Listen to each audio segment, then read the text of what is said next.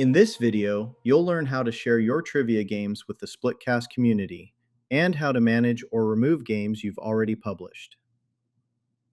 Let's get your content out there. You'll need a saved game with at least a few questions. Make sure it's polished and ready for others to play. Go to the Games tab and find the game you want to share. Add a clear description so others know what your game is about. Choose the right categories to help people find it. Click Share to publish. If your game is flagged for any reason, it shows pending until it is reviewed and approved. When your game is shared, a copy is published to the community. Your original game stays in your account and remains fully editable. Changes you make to your copy won't affect the published version. They're independent. If you want to update the community version, you'll need to republish it. To see everything you've shared, go to the Community tab and click My Shared Games. This shows a list of all games you've published. You can see how many times each game has been added by other users using the Uses count.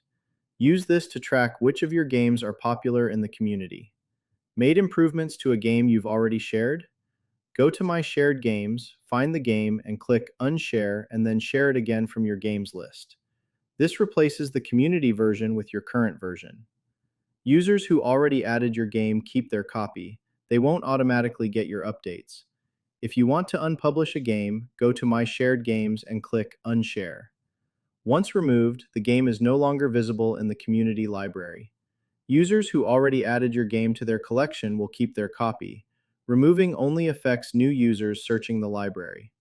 Quick note: game not appearing after sharing? It may take a few moments for new games to show up in the community library.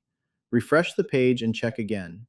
If it's still missing, verify that your game doesn't show pending in your game list.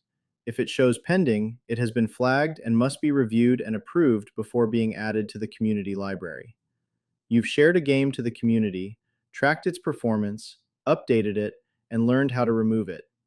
Next, we'll cover settings, managing your account, subscription, and preferences.